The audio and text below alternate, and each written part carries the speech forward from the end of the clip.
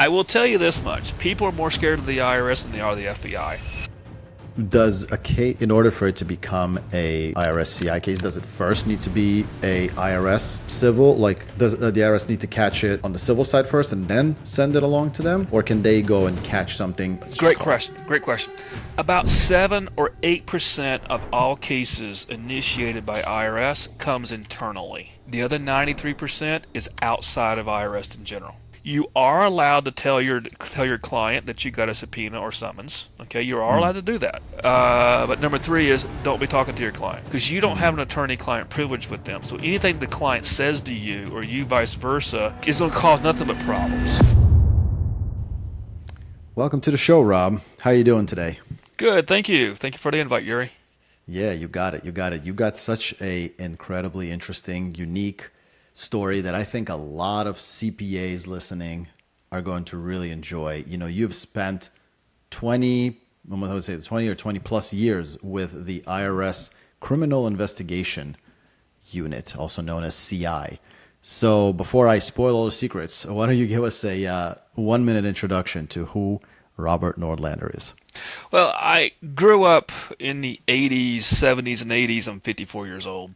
And Chips, Miami Vice, all those cool cop shows, right, growing up. So I always wanted to be an FBI agent growing up at law enforcement. And so the best thing I could do is my father was a CPA, and he said, well, you can always get an accounting degree and go anywhere around the world and have a job. And I knew the FBI hired a lot of accountants, so I went ahead and started my college career, wanted to go in law enforcement, but having an accounting background.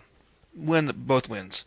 Yep. And I got out early, and I was real young, 20 years old, and had a 4-year degree. And I was sitting there, and ultimately I became a reserve deputy sheriff. So I was a CPA during the week and a crime fighter on the weekends. And I really enjoyed it. Ultimately, I applied to the Secret Service, FBI, DEA. You apply to all of them, right? Yeah. IRS Criminal Investigation ended up picking me up. I didn't even know they existed, and I was a CPA. And this was in the mid-'90s when the internet was just taking off. I found it by a fluke on a website, and it was a perfect marriage between law enforcement and accounting. That's what it was. So it was right down my alley. So I applied, ended up getting a job, and thoroughly enjoyed the career. Almost 21 years I put into it. And if people don't know who IRS CI is, we call it CID or CI or IRS CI. They are the gun toters. When you think of Secret Service, FBI, Homeland Security, DEA, they are the gun toters that do their investigations, right? Well, IRS Criminal Investigations is the law enforcement arm of IRS, and their job is to go after tax evaders and money launderers. And they're really, really good at it because you have to have an accounting background just to get in the front door to get the interview. And so it's not you can't have a psychology degree and get in. You can become an FBI agent with a psychology degree and get in. You can go computer science and get in. But with IRS CI, you got to have an accounting background. And it makes sense because tax laws, you got to know financial statements and that type of thing.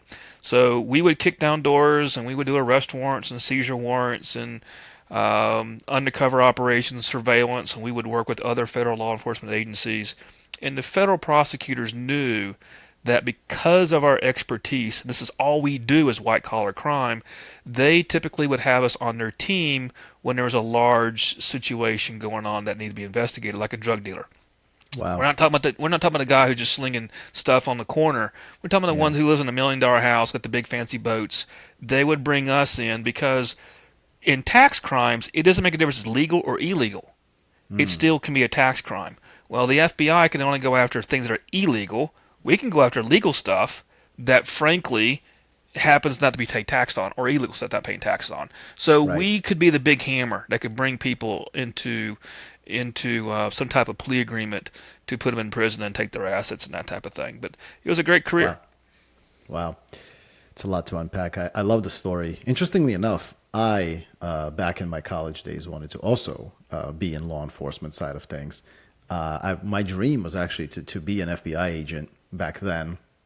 I even went to the Newark field office in my junior, I want to say, or senior year. It was a really cool experience, like a little trip that they had. And in that trip, interestingly enough, I specifically remember it was like a supervisory special agent, and he was talking about to the crowd there, and they're like, he was like, right now, he was like, if you have a criminal justice degree, he's like, don't even bother applying. Yep. Like, I just remember him distinctly saying that. He's like, if you have an accounting degree, though, he's like, really would love to talk to you and Absolutely. please apply. So interesting. And I was sitting there, I'm like, oh my God, I have an accounting degree. I was so like, but life works out in certain ways. And, they wanted at the time, I don't know what it is like now, but at the time they wanted like 3 or 4 years of actual real life Right. experience Right. before they can even consider you. And by the time I had that, I basically was just about to get married. And so, it was kind of like a little bit tough on the family wise. But Sure. anyway, long as we can get to all that, but it was just fascinating and interesting. That, yeah, I'm really glad to have you on the show to talk about that. So you gave us some background on what is IRS CI or CID, which was very cool. Can we talk about how? So obviously, most of us CPAs, people listening here, are familiar with how you get in, trouble, or how you get into the sites of the regular IRS, the civil. How do you cross over from, a civil issue where you're getting a notice or you're getting a potential audit into criminal investigation, CI, gun-toting folks? CI understands that there's too many crooks and not enough investigators. Yeah. So they have to be judicious on how they pick and choose. One of the complaints I have recently about IRS CI is they're not picking and choosing very well. They're going after grannies crossing the street, which I don't like jaywalking type of crimes. I say that facetiously, but it's kind of like low level tax crimes to me. It's like, give me a break. Go after the Yeah. bigger ones. But for the most part, they are judicious in how they do things. And what they're looking for is a couple things. Number one is there is something called elements of a crime. That means in order for this to occur, there has to be 3 or 4 things have to happen in order for it to be turned into a crime. The biggest one is willfulness. Willfulness is defined as not doing a known legal duty. But that's kind of a generic word. Well, what does that mean? The Yeah. way they describe willfulness is that if you have kids, you understand this. Um, it's obvious they made a lot of bad choices that leads a parent to a natural conclusion that they did it on purpose, right? For example, if you falsified or you're something wrong in your tax return every single year, right? That's a clue, right? That's a Yeah. problem. If it is a large amount of a problem, you made a big mistake every single year, that adds more weight that you know what you're doing, right? Yeah. It's false. If you present a false document, that's automatically willfulness because no one accidentally creates a false document, like a false receipt, right? Right. The complexity of the scheme. If money has to go through 15 different ways before it gets to you, that's probably a clue because you've made it complex for a purpose. No one makes things complex by accident from that standpoint. So when they start looking at the big picture, that's when it becomes willfulness. I usually give an example, little Johnny that was eating a cookie. You say, little Johnny, don't eat the cookie, and you walk out of the kitchen and you stand in the hallway. And anybody with kids that understands this, you stand in the hallway, but you're listening, right? You don't see Johnny do it, but you're listening, and you can hear Johnny move in that chair across the aluminum floor, the kitchen floor.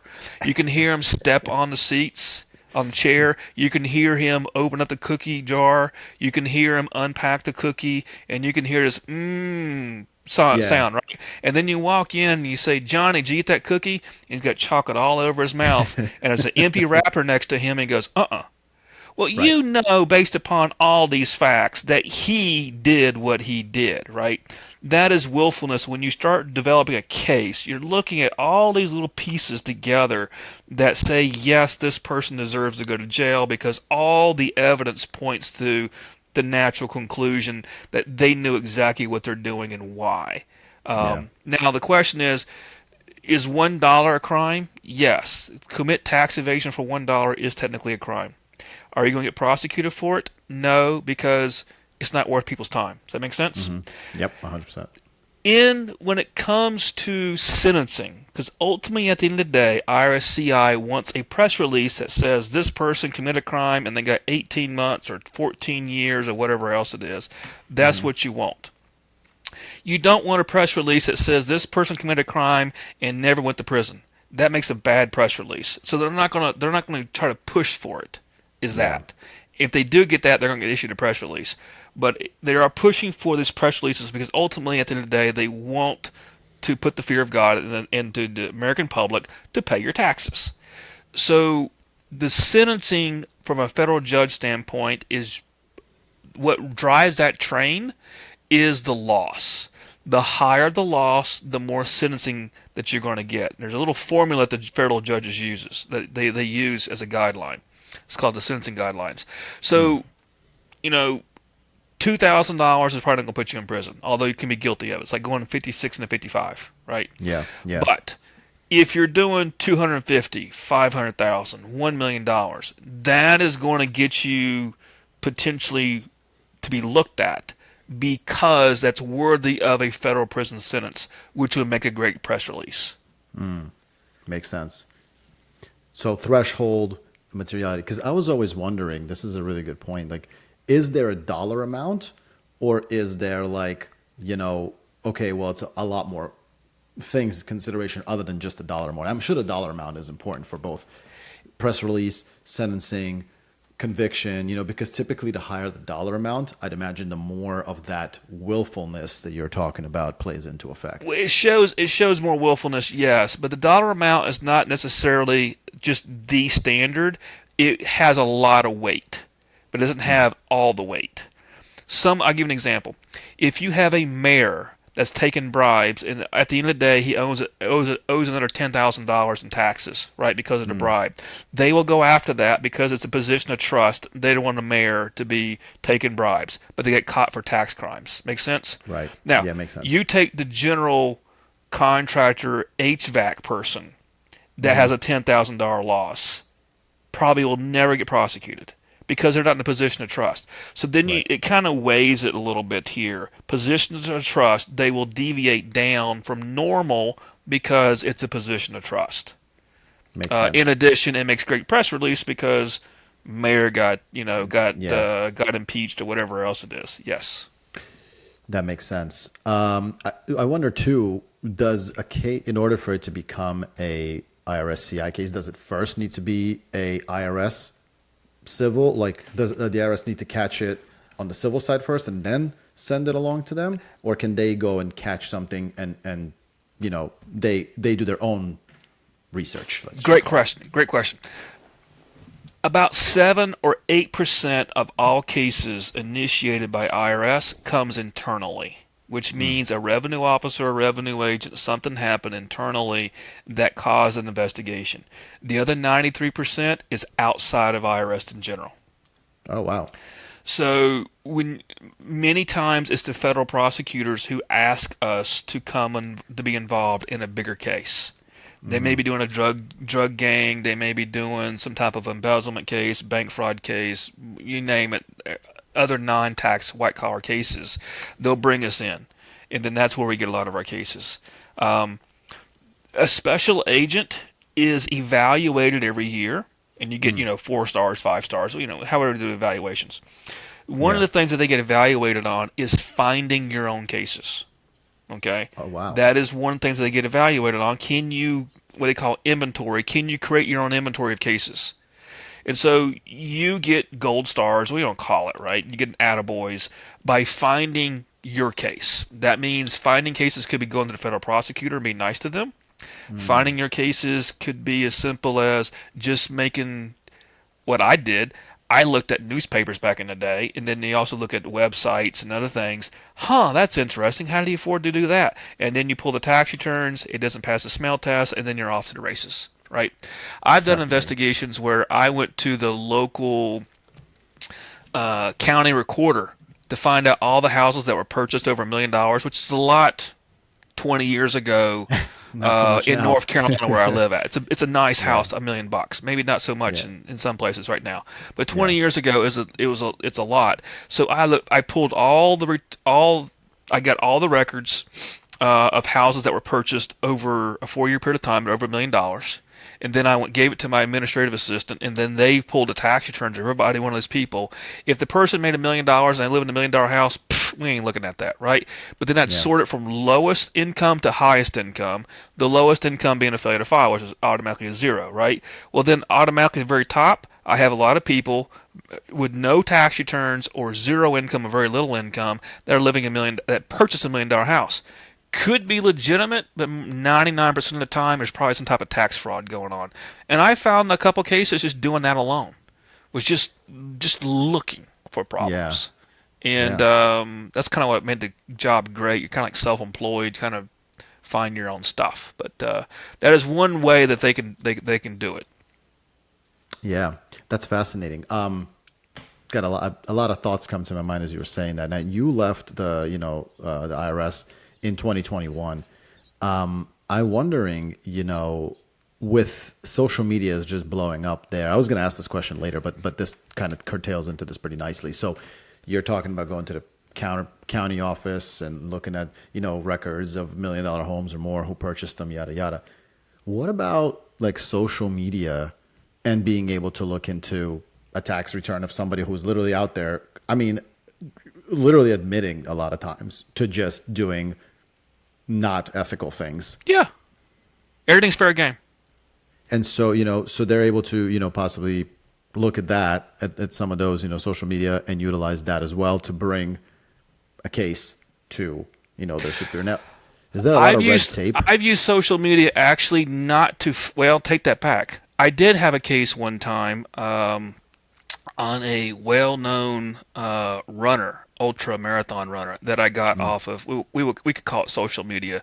Actually, it was a press release, Oh, and I just got it and looked at the YouTube videos and going, huh, this is pretty interesting. I was getting more and more. When there's smoke, there's fire. So I was yeah, getting yeah, more and more social media kind of helped me um, focus on, yeah, I'm on the right track. How's that? oh, That kind of helped okay, me out. I've done it that way. I've also used social media against a client. wow, I had a situation, or not client, defendant technically. yeah, yeah, Um, understood. I had a social media where the lady was not paying payroll taxes. She had payroll taxes withheld at people's paychecks, and then she Hmm. didn't turn it over. Instead, she was spending it on herself. Right? She was stealing the payroll taxes in a sense, and Wow, she was the business owner. And she had on social media her traveling all over the world, sitting in a gondola, all this other great stuff. And so the question is, where does money go to if it didn't go to the IRS? I sat there and said, well, she took vacations and da da da. That's where she spent the money. And oh, by the way, here's pictures from Facebook of her sitting in a gondola, her going to the casinos and everything else. Bada bing, bada boom, right? Pretty yeah, simple. And then the defense attorney said, well, we don't. It was a loan. It was just a mistake. And I said, sure, no problem. I said, here's Exhibit A, and it's a picture of her and her husband sitting in a gondola. Now they were big people, and the gondola was, at yeah, an angle, but it was they just partied it up. I said, this is going to be Exhibit A. This is where the money went to. yeah, Good luck, with the jury of nurses, yeah, plumbers, and ditch diggers going, oh, I can't afford that. I mean, yep, yeah, it's not gonna, they're not gonna like this at all. yeah, So I use social media. If you didn't know, everything on social media is recorded. yep, So there's no, you put something on social media, there's no backing out. Law enforcement can get a hold of those files. Would you access? Would you look at? For how long? Would you like? Would you say? I mean, it's open game on yep. social media, That's what a and lot of we people can get don't a lot of get. pictures. Even if you deleted it, we can get a lot of pictures. Yeah, So it's out there. But yes, social media is one of the things that we look at when it comes to a criminal tax investigation. yeah. That's fascinating stuff. I mean, and I would imagine that, and everybody thinks they can hide behind social media, but they really can't. And I know No, no. I have a few police officer friends at the local level, and they are like they have special accounts, Yeah, yeah. that can just easily access that, and without necessarily even a subpoena or anything like that. And if they need a subpoena, or something like that, to get the more deleted stuff or whatever, they would go to the Facebook and those Well, funny ranting groups. thing is Facebook poo-poos on law enforcement having accounts. If Really? they know that law enforcement has an undercover account, they will bar it. Wow. They do. They want you. They do not like it. It is a problem because it's hard to get fake. Because you can't tell Facebook I got an undercover account. It Right, defeats the whole right. purpose of having an undercover account. But if they Right. find out you're going to have an undercover account and there's some algorithms they can run, they will automatically bar it and just sit there and say no, thank you. And now you're Wow. booted off. Now you got to start all over again. Oh, geez. Interesting. Yeah, Wow. yeah, yeah, yeah, yeah. That Fascinating. I had that with Facebook, and they more or less booted me. Interesting. So I'm curious, I want to also go to like the listeners, I'm sure, people, some of us have clients, obviously we're dealing with that every single day, that the clients are always trying to do something, somebody's doing this and you always constantly have to tell them no. And they're constantly saying something like, well, I saw on social media, so on and so forth. What happens if like, or what is the procedure really? Like, how do you find out that somebody is being investigated by the CI, or do they just not come knocking on a client's door? And how do we, as accountants, presume? Obviously, hopefully, we don't know about it. Like, we'll go with the innocent that we really didn't know, but the client was just doing that and not telling us. But I guess what is the procedure like, and how do we deal with something like that if we do find out that the client is under investigation or something like that? Well, there's two buckets. Bucket number one is your client's in trouble. Bucket number two is you're in trouble. Okay, so let's go with the client first, because it's rare that CPAs get in trouble, but sometimes they do. Yeah. More than likely, it's going to be your client, your HVAC guy, your construction guy is in trouble. Typically, what happens is that IRS CI will do what they call a cold call. They'll go knock on the door of the defendant, and they're going to ask a lot of questions. They're going to sometimes they read them right, sometimes they don't, depending on the circumstances. But they will do a cold call. Rarely is it, hey, come in the office. It's kind of like, no, I'm going to talk to you immediately, and Yeah. you just get woken up or miss your dinner or maybe they come to your office. It depends on the circumstances.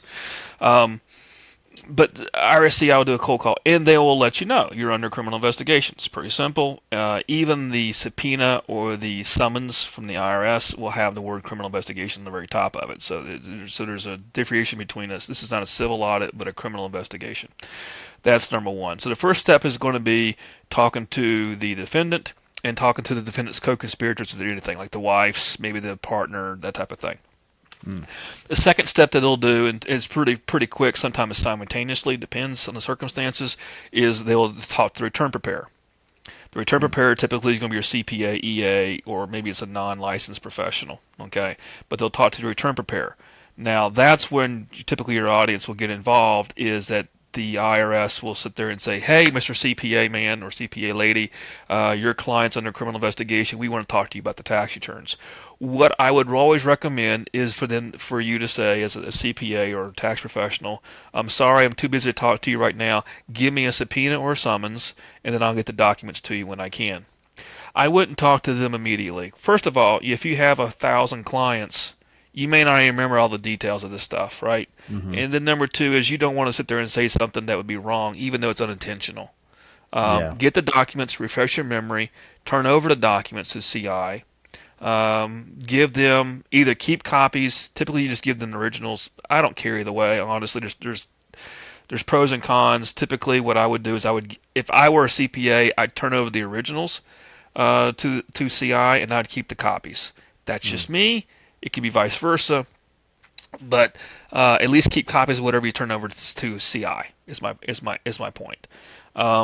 And then you'll get interviewed. And what they're looking for when CI interviews a tax professional, they're looking for, frankly, to get you out of the picture. Mm. Meaning, they are looking to see whether or not you're helping your client commit tax evasion. Don't get me wrong, but typically they know that you're not doing that. You're probably just a funnel of information in their client's not turning over that extra bank account. Your client's not telling you about the foreign bank account. They're not telling you about Yeah. these deductions, Cash. whatever. Yeah. Yeah, the cash. So they're trying to get you to where you're the innocent party. Does that make sense? Mm. So Yep. you become a great witness for the government and not sitting there at the table as a defendant. So they're going to ask questions, and typically is what documents did you receive? What did you do with it?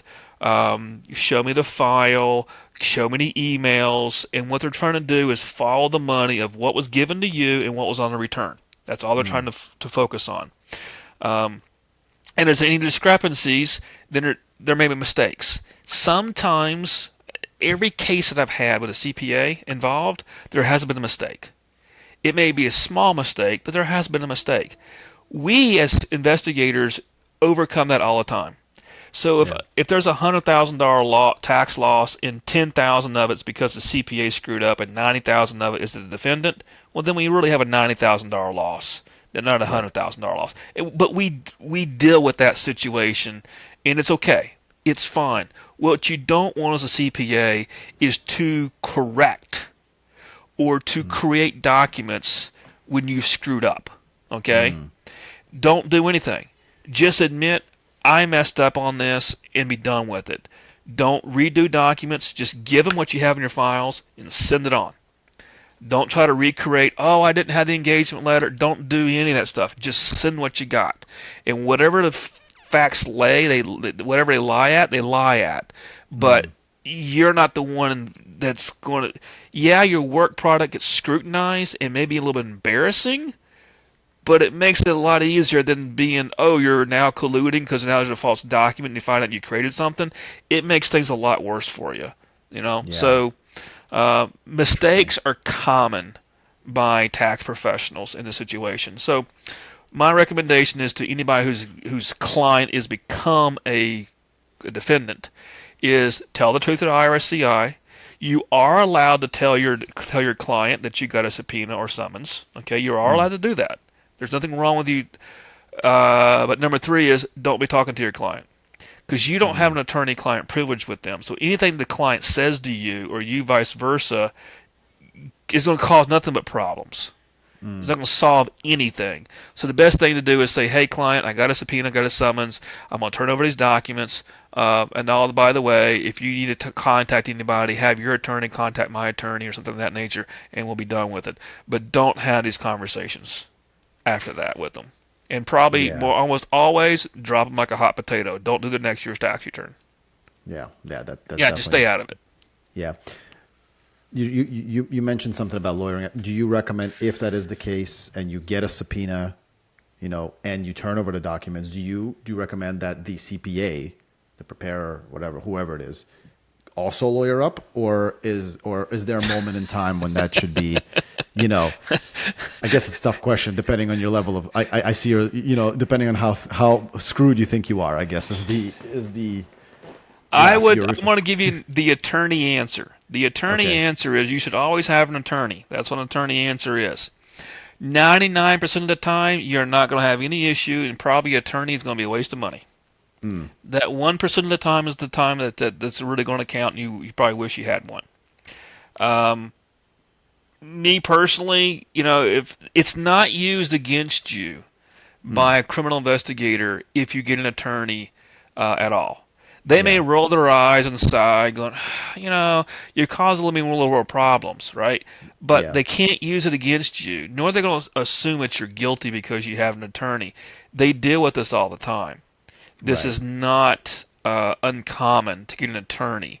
It just makes things a little more headache for us, but it's by always your right to have a representative regarding all that. What you Yeah. don't want to do is hire another CPA to represent you. No, you want an attorney because an Yeah. attorney has a attorney-client privilege with you. Another tax professional does not. Got it. So let's talk about the 1%. Let's talk about, obviously we now know, we're presuming most of the listeners, obviously, all of us have ethical duties. Everybody's doing the right thing. But I have seen stories come out where, not only is the client doing this stuff, but the CPA is supporting it, oftentimes advising it, and oftentimes is going to jail alongside the client as well. What, what makes somebody like that? Like well, maybe you have some stories that you can share about this 1%, about where the CPA is getting in trouble.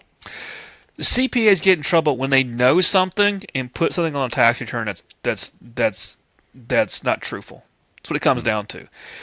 CPAs can put false statements on a return as long as they don't know about it. If your client gives you garbage and you put garbage down, right, you're not going Yeah. to go to prison for that because you didn't willfully do this. Remember the willfulness issue, right? You Yep. got to be willful. So if your client puts garbage down, you're not going to go in trouble. If your client says, "Oh, by the way, I'm not adding this extra money because I'm going through a divorce and I don't want my wife to know about it. Don't put this on a Mm, return." Now you got a problem because if you file a tax return that the way the taxpayer wants it, you're committing a crime.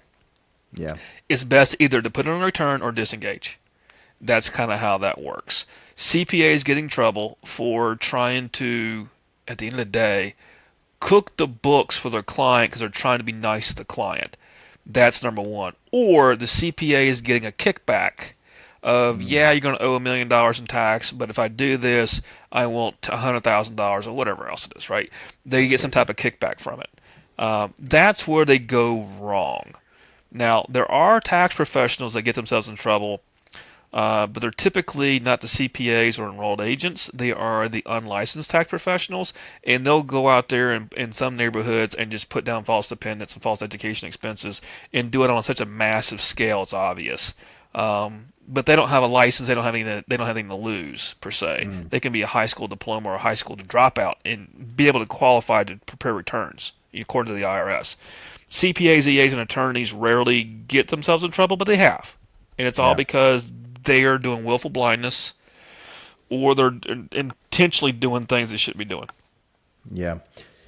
You know, I always wonder this, and this is just me, dealing with clients over the years and everything. And sometimes like you're when you said garbage in and you're putting the garbage in onto the return, like I always have this question like, okay, I'm looking at this garbage that, I know, like, where the client lives. Like, to your example, let's just say they're living in a $1.5 million house, right? For example, their expenses are high.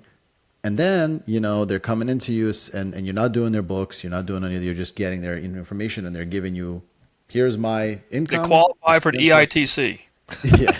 Or let's not even go that far. I mean, again, a $1.5 million house in New Jersey Yeah, with the New Jersey lifestyle, I know how much it costs, and let's just say it's, I would imagine it's $15,000 to $20,000 a month easily, like with nothing fancy. Now here's the return. It's showing a net profit of $100,000. yeah. So I'm not even talking about EIT. I'm talking about seems legit, but you're looking at it and going, okay, because this is what I do a lot of time. Like I can't, like, this does not seem like, start giving me proof of the stuff that you've written down. So I guess my question is, at what point, like, you're not helping them collude on it necessarily, but your spidey senses are going off hmm to say something is not adding up, but they gave you this information, you put it on the return, and you filed it. Like, and this is my professional opinion on this matter, and attorneys may think differently.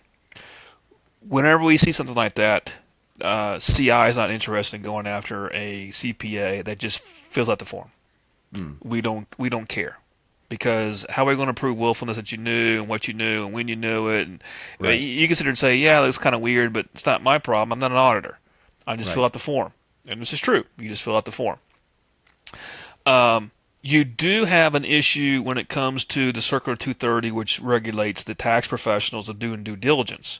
If things yeah, doesn't pass the smell test, how far down that rabbit hole do you want to go? And there is no right answer to all this. It's all variable. It depends. yeah, That's the kind of the answer, and I don't have a straight answer for that. Uh, but you're right. When I was a return preparer for many, many years before I got the IRS CI job, I was a CPA in the public accounting, did tax returns and compilations, reviews, and audits for all that stuff for a small yeah, firm. We had clients that walk in, would drive a Mercedes, but somehow make $12,000 a year, and they have right, 4 kids. No way. And they happen to be a chef or owner of a restaurant. Really? Yeah, we yeah, know that it doesn't pass the smell test, but at the same time, like, I'm not their auditor. Whatever right, documents they give to me, they give to me. Now, I keep it in the file like anything else.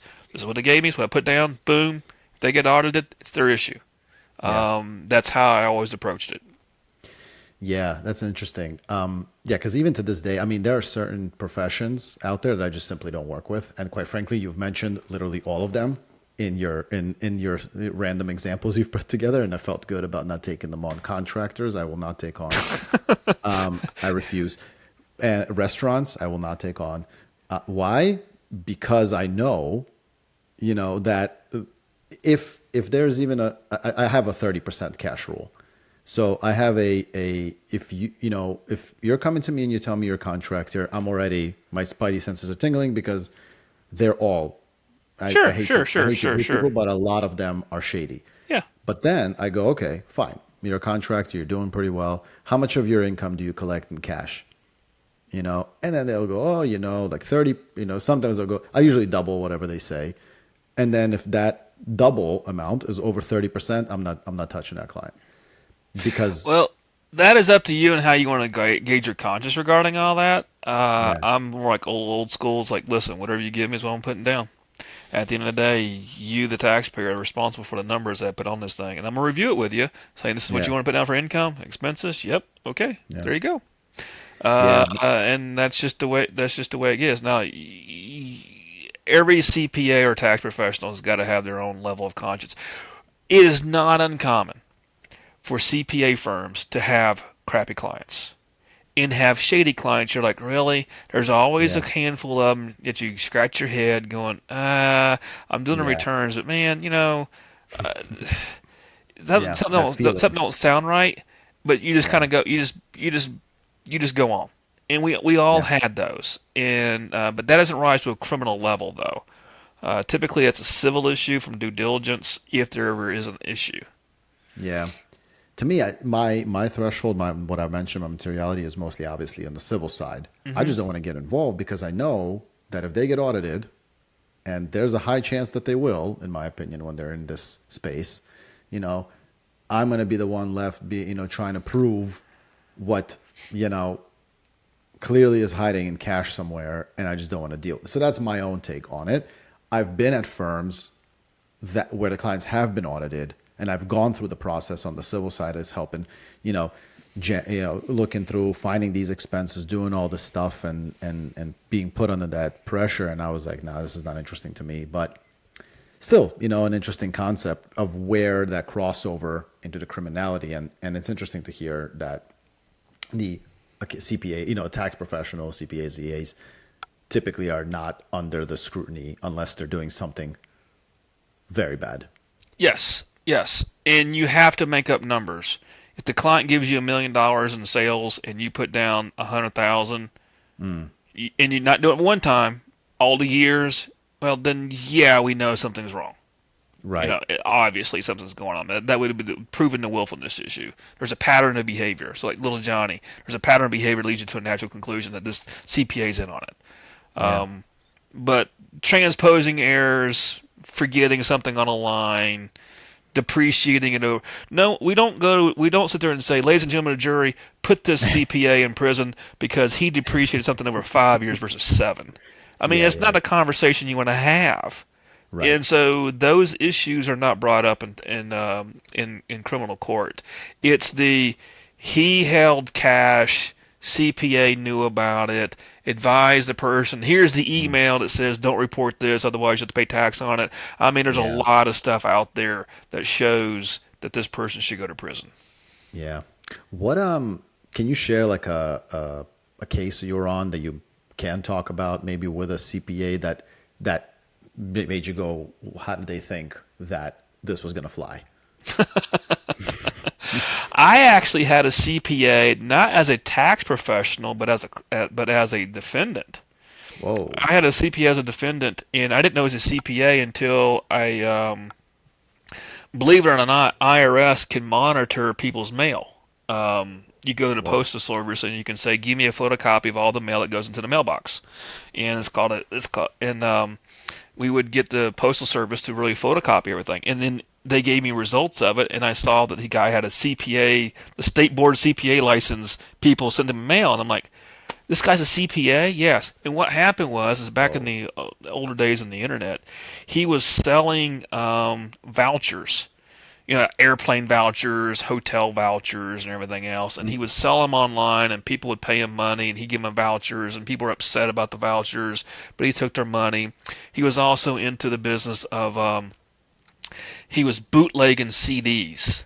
So he Oh. would go to some Chinese website and buy all the new Star Wars, whatever it is, right? Yeah. Yeah. The Yeah. Yeah. bootleg version of the CDs, and then he would sell them at a dirt discount. So he was making money coming in, and ultimately at the end of the day that he was being looked at by the FBI because he was bootlegging CDs, Ah, okay. which is a very it's like a 56 and a 55-mile-an-hour zone. It's not. It's just ridiculously low sentencing. There's nothing Yeah. here, right? When I look, they asked me to look into it. Look into it. It's a fatal file. Oh, we got a Oh. guy that's just doing scams with a fatal file. Boom, we're in on it, And a right? CPA. Whoa. Find out later it's a CPA. So what I ended up doing was investigating all this money coming in, started getting all that stuff. We did a search warrant on his business as well, and we also found out that he was using, I think it was PayPal. It was one of those accounts, one of those Mm. online accounts, right, to get paid, but they require a tax return. Hmm. The PayPal, whatever else, is for a business account. They required some type of proof of Oh, okay. business. So I went to PayPal and got the information. They said, "Oh, here's a copy of the tax return." I'm like, "Really? I got a Hmm. copy of the tax return?" Sure. Well, now I got something the IRS doesn't even have. He never filed it. What he did is he had a CPA prepare it. So a CPA had another CPA prepare his return to file with PayPal to let him know to prove he's got income. So Wow. then I had a CPA, right? I went to the CPA. I said, "How long has this guy been your client?" He goes, "Oh, he's been my client for 4 or 5 years." Then I got a problem. Who was responsible for filing the returns? Was it you, the Mm. CPA, or the defendant who's a CPA, right? Who was responsible? Right. It's always the defendant, and da da da da. So, okay, fine. How'd you put this information on there? So he already did my tax computations, right, for the most Right. part. Um, at the end of the day, I interviewed the CPA, the defendant, Mm. and did a search warrant, got his bootleg DVDs and everything else, and ultimately he confessed that he had his tax returns prepared, right? Yeah. Albeit it wouldn't be prepared properly the way it was given to the CPA. Okay, fine. But it was materially there, correct. But because he owed money, he didn't want to file it. Oh God. So what do you do with this guy? And so ultimately, we were going to charge him with the fake DVDs, which is a low-level type of thing, but we are going to charge him with tax evasion because he was hiding his money. He didn't tell the truth to the CPA, but he was hiding some of his money. Yeah. And I could show the willfulness. He knew how to file. He had a CPA license. He knew how to file. He got his tax return prepared. So we got it all together. And unfortunately, the guy died like right before Oh. we could actually indict him and everything else. He died at a casino in a heart attack. Whoa. But that's an example of some of the things that I got into. He's a CPA, and he told me he made more money sitting in his boxer shorts, living in his um, two-bedroom apartment, working, doing this fraudulent stuff online, than he would making a CPA salary working for a firm. And so he said, "Screw this! I'll just do the online scams." And he was making double the money, and he was a happy camper. Yeah. So That's you the get reason caught. why he didn't file returns. He Wow. owed money and he didn't want to pay. So I'm gonna guess that he probably just had that other preparer, the CPA preparer, just do it like paper filing, and he just basically probably just never filed it. It just sat in his house. Yep, Because I'd imagine that obviously if it was e-filed, you know, correct, then he would have to, there would be a record. correct. Interesting. Yep. You know, the point you made at the very last bit there is kind of sad and quite frankly true. And I hear this a lot. I mean, as accounting professionals, the profession is so, not to say difficult to make money, and like it's getting a little better. You have to be very selective with your clients. But the fact that he said that he could make more money bootlegging stuff and Yeah. risking his freedom Yep. to make more money because being a CPA was not enough is actually kind of sad. Well, Our profession as a whole. he would rather sit in his boxer shorts and scam people online and have his DVDs and ship them out and all his false vouchers and garbage like that. Yeah, but that's Yeah. that's the life he chose. You know. Did you find during your career like were people like surprised when they find like when they got caught? Like what Oh are yeah. what are people's like reactions when when that cold call knock door It happens. I will tell you this much. People are more scared of the IRS than they are the FBI.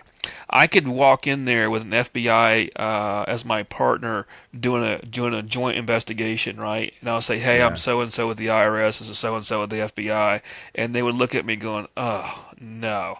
They were more scared to death of me than they were the FBI. They really Yeah. were.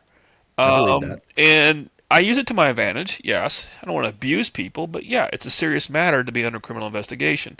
When I interviewed these defendants, these potential Yeah. defendants, I already knew the facts, probably 80% of it before I even knocked on the door.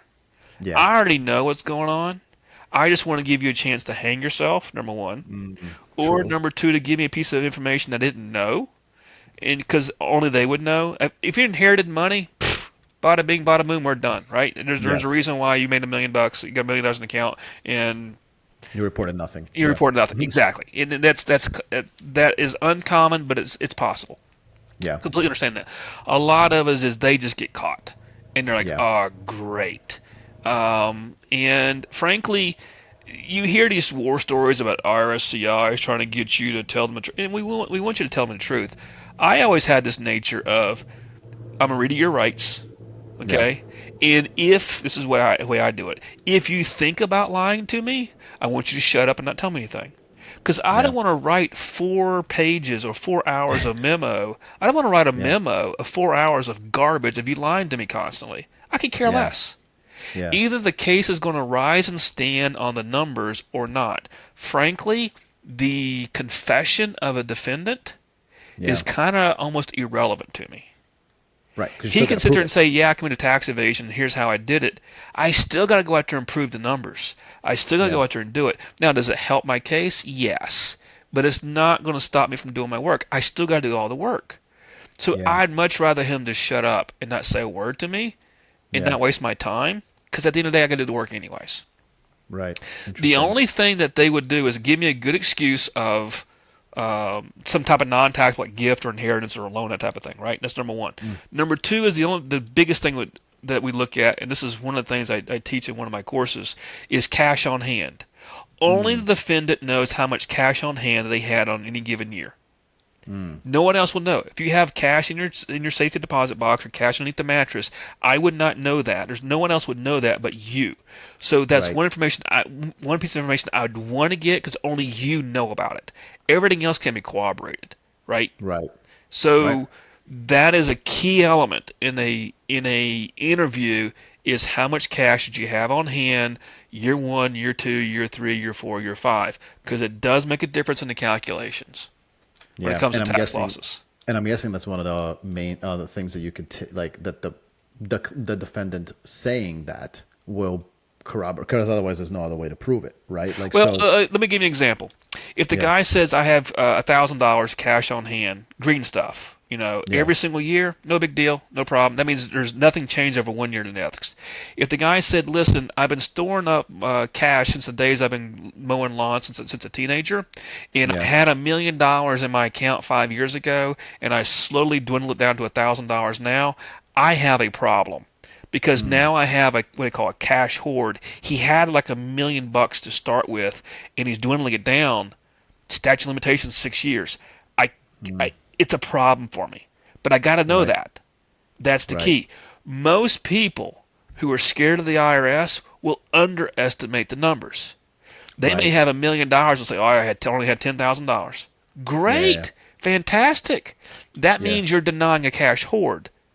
That means you had Right. the same amount each Yeah. time. So the calculations mean that it's no longer non-taxable. Everything's taxable because you only had $10,000 the whole time. But it's one of those things where they always underestimate their cash on hand, which helps my criminal tax computations actually. But that Interesting. is one of the issues that we always look for is the cash on hand. You got to get that thing covered. Everything else, frankly, I don't even care about. Yeah. I mean that makes sense because you can prove it through transactions and all that kind of Yep, stuff. yep, yep. What would be like the most interesting like story you would have about being undercover? Like, because I'll tell you why. Because I hear these stories where people are rifling through the trash, I did that. of defendants stuff I like did that, that. like Yep. sitting in the car, and so. what would be like? What's a story that you would have that you could share? Well, there is a couple things. Number one is doing surveillance is common. That's not every agent does that. Doing what they call a trash run or a trash pull, they steal your trash in the middle of the night and go through it. Yeah. That's done by every agent. Okay. Wow. Undercover operations, as in having a what they call full background, where you have a false ID, you have a false social security Wow. number, you have a false this, all that stuff. Those are trained to do that. So Mm. they go through a undercover agent school. They get a lot more reps. They get a lot more scenarios. So when they go into the real world, they're not just green, right? And they Right. know what the traps are. What's considered um, entrapment. They understand the rules of Right. entrapment too. Yeah. So I never did undercover operations. Ah. What we Okay. would do is security for the undercover operations, which means if the person says, "Help, I'm being stabbed," then our team, security team, which is in a sense undercover Right. outside the room, would come rushing in to save the undercover agent. We would have what we Mm. call the cover teams. So Right. that I was on quite a bit of time. So you're listening to the recording or the audio and what's going on, and sometimes video. You can see what's going on because they're wearing cameras on their bodies when they do undercover operations. It's a live feed. So I've been that, but I've never been an undercover agent per se. Right. So, did you really get to sit in vans Yeah, like those vans. going I through had my movies? SUV. I had an SUV that I used for work. It's called as an unmarked SUV with blue lights and the sirens and everything else. And we had a Mm. little iPad, and in the iPad we were literally listening and watching the undercover take place. And we were Mm. probably 2 blocks down the street. But if the signal came out, help, my job is to literally you have your rifle, you have your vest on, you're Right. ready. You're ready for what they call the extraction, and the Yeah. extraction is to go in there, take care of business, whatever take care of business means. Um, Wow. Knock on wood, never had to do the extraction, but we trained for it constantly because ultimately the safety of the undercover personnel is my responsibility. If something Yeah. bad happens, they need to know that we got their back. Yeah. You know. That's incredible. It's really, really fascinating stuff, and especially for me, like I said, I'm a big law enforcement kind of fan, and combining the two is really cool. Somewhat of a personal question on your end. Do you being out, like, how was that transition for you? And now you're on your own. You have your business now, but how is that transition for you from being, in the public service space to being, not in it anymore? I really don't miss it. Wow.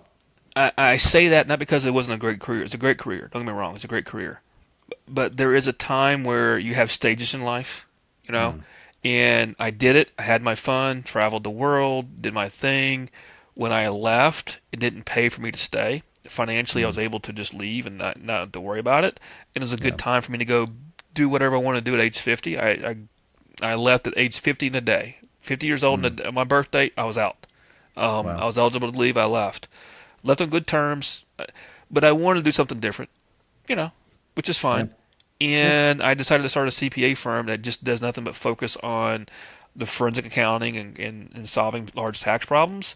So now Amazing. I get hired by attorneys, and I've written a couple books about it. I get hired by attorneys and people who have serious problems, like criminal problems. Wow. And some of them are innocent and some of them are guilty. Just the way it works. Interesting. But the attorneys hire me. Of course, no, the client ultimately pays the bill to help navigate the waters, Mm. mitigate the damage as much as possible. And in some case, mitigating the damage means that no longer the case gets dropped for various reasons. But they pay me good money for my expertise in wisdom on here are your options, here's the risks, make a decision. Some things I can do well. Some things a Yeah. guilty person I can only mitigate the risk. Yeah. It is what it is. I can't change the facts. But I really don't miss it. I just don't. It reminds me of the time where you're in high school. You Yeah. probably have good memories of being for most people have good memories about being in high school, typically sometimes, or in Yeah. college. You did it, you enjoyed it, but you moved on, right? Right. I feel the same way about my career. I have good memories, um, and I can laugh and joke with people that are former coworkers or current coworkers that we get Yeah. good time. But I don't wake up in a fetal position every morning, sucking my thumb, going, "Boy, I wish they called me back." Yeah. I just Love that. don't. And Yeah. I enjoy what I do. I enjoy my flexibility. There's a level of stress with the law enforcement. Yeah. Uh, like I said, I don't regret it. Proud of it. But like Should anything be. else, there is an expiration date on relationships. There's an expiration date on the relationship with your wife, with your kids, with your Sunday school teacher, with your pastor, with your next Yeah. door neighbor, with your best friend. Sooner or later, that relationship is going to end. Maybe by death, could be by distance. There's a lot of reasons, Yeah. but there is an expiration date. And then once I realized that in life, there's an expiration date for everything. It was Yeah. like, okay, it's time to Yeah. transition. It's fine. Um, your circle of friends change because you're no Mm, longer in the in crowd, right? right. Being That could be retired at tough. 50, Yeah. I used to hang out with my buddies. We can go out and do trips, and we could go fight crime together, right? And we could go to Hmm. New York Yeah. City for a couple of days and really enjoy ourselves and have a good time. Um, but that's no longer there. It's a different type of business that I'm in now, to where now I'm sitting behind three screens over my garage inside my house, and this is my CPA firm. It's really just me. Yeah. I have a little bit of help here and there, but for the most part, my life has changed. Not necessarily for the Yeah. worse. It's just changed. You know. Yeah. I would almost. I mean, the way I think about it, right? You're almost like on the other side now, Yeah. so to speak, and not that it's viewed negatively per se. It's not like you're against, like working against the IRS CI per se, but you are, you are on the other side with the knowledge that you've obtained. And they treat you differently. Yeah. Because when I Right. walk into the room, like, oh yeah, you were my mentor 4 or 5 years ago, yeah, or 6 years ago, yeah, yeah, I'm Yeah. here to review your work. And boy, Right. they're still nice, but they come at you with a little bit of a different stare at you because they know that Yeah. Yeah. that you're going to be reviewing their work, and they don't trust you 100% like they would, when you were employed with them. And I get it. It's not that it's not. Yeah. So it's just different. I retired Yuri in 2021 because, Yeah. frankly, at the end of the day, I could. And number two is my daughter was a teenager and she was Mm. 14. And I wanted to spend the next 4 years, frankly, going to that ball games, not missing a single one, picking her up from school, dropping her off from school, asking how her day is, dealing with the boyfriends. I Yeah. wanted to be that parent on purpose.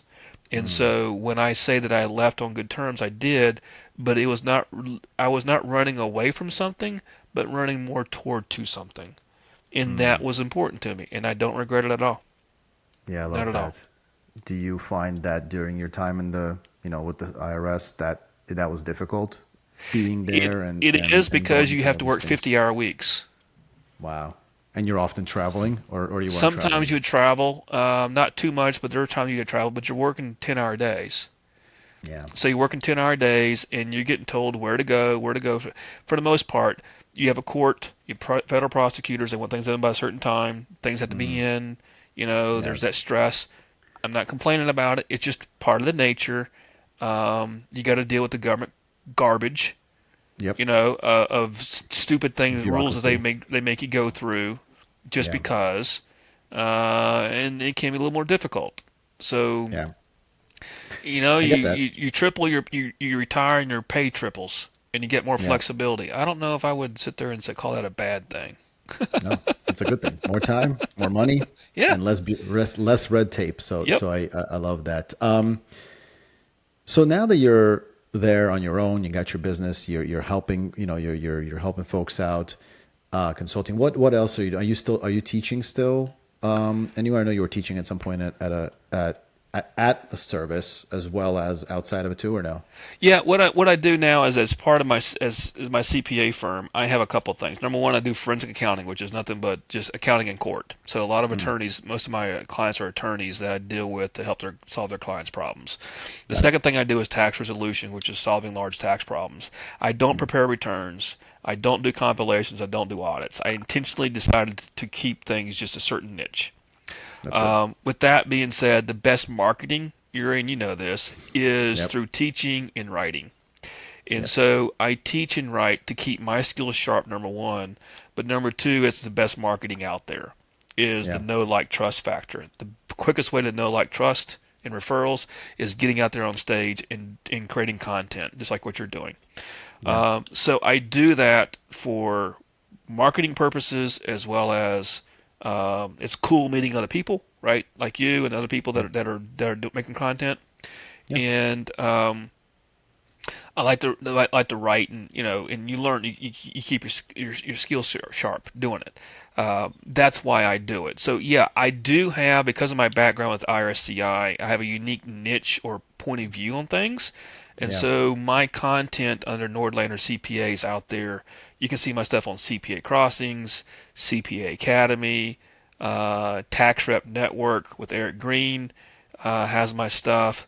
My Yep. CPE has my stuff. So my focus is on forensic accounting, how to use accounting in court, and I bring in my stories of CI and other things, and all these great little things here and there that also revolve around solving large tax problems. Yeah. So that's what I ended. That's so my stuff's out there. I've written 4 books. I love my Amazon bestsellers, and they bring a little bit of notoriety, Yeah. a expert, hundred percent. you know, authority to it.